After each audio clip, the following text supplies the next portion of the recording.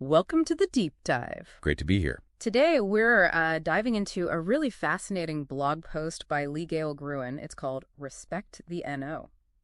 Sounds important. It is. And our mission really is to pull out some key insights from what seems like a simple social interaction, but it actually tells us a lot about communication, personal autonomy, that kind of thing. Okay, I'm intrigued. Lay it on us.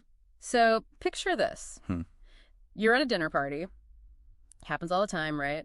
The hostess offers you something, maybe some dish she made. Here, would you like some? Standard stuff. Right.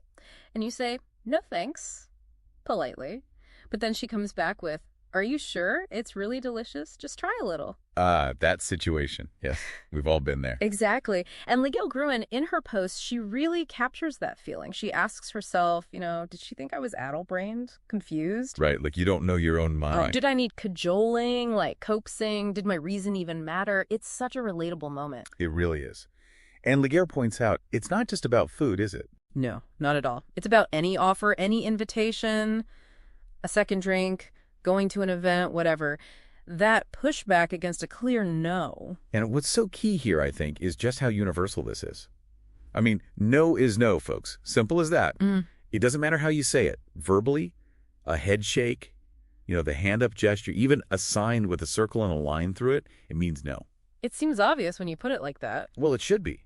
For any adult who's, thinking clearly, that no isn't just some random sound. It's a conscious decision. It's gone through their brain, they've processed it, and the answer that works for them has come out. Right, their own assessment. Exactly. Repeating the offer doesn't change that.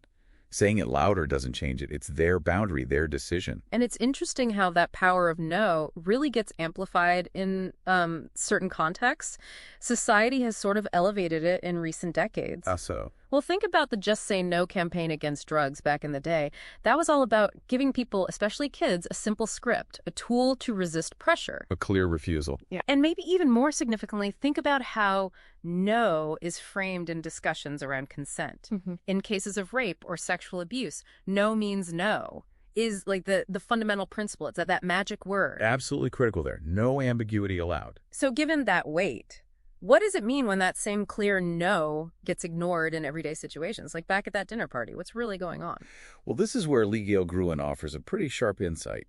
She voices this suspicion, about the motivation behind ignoring a no. What's her take? She suggests it might actually be used, maybe subtly, maybe not, as a tool of control. Control. Wow. Yeah. By people who, deep down, think they know better than you. Better than everyone else, maybe. What's good for you, what you should want. So it's less about the cookie or the drink and more about assertion. Potentially, yes. It's like asserting a little bit of control over your choice, your agency. And even if it's small, it can chip away at trust. It makes the person who said no feel kind of invalidated, like their decision doesn't count. That's a really powerful point. So our persistent hostess, she might genuinely think she's being nice, being hospitable. Could be. But underneath, according to Gruen, there might be this unintentional assertion of control, thinking she knows your appetite better than you do. But is it always that calculated, do you think? What about just like awkwardness or misguided kindness? That's a fair question. People's motives are complex. But Lee Gale Gruen, she's pretty direct about it. Her message to people who consistently ignore a clear no. What does she say? Basically, get over yourself. Huh. Okay. Blunt. Yeah, pretty blunt. Because her core point is simple. No is a powerful word. It signifies a decision, a choice not to do something, not to partake. So whether the intention is control or just misguided helpfulness. The effect, Gruen argues, is dismissing someone's autonomy. It disrespects their decision-making process. It really forces us to ask, are we truly listening, or are we just imposing what we want or what we assume? Right. So wrapping this up, respecting no goes way beyond just being polite, doesn't it? Absolutely. It's fundamental. It's about acknowledging someone's personal autonomy, their agency. And it's crucial for clear, honest communication in, pretty much every interaction we have. It truly is foundational. Right. You recognize and you validate their choice, their boundary. Yeah. And maybe the final thought to leave folks with is this.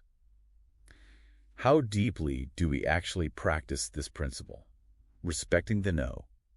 In all our daily interactions, beyond just the obvious refusals, are we really truly acknowledging the other person's decision-making, even when their no is maybe inconvenient for us or unexpected or just different from what we think they should choose. That's something to really reflect on. How much space do we give other people's no? Exactly. It goes to the heart of trust and genuine connection, something to definitely mull over.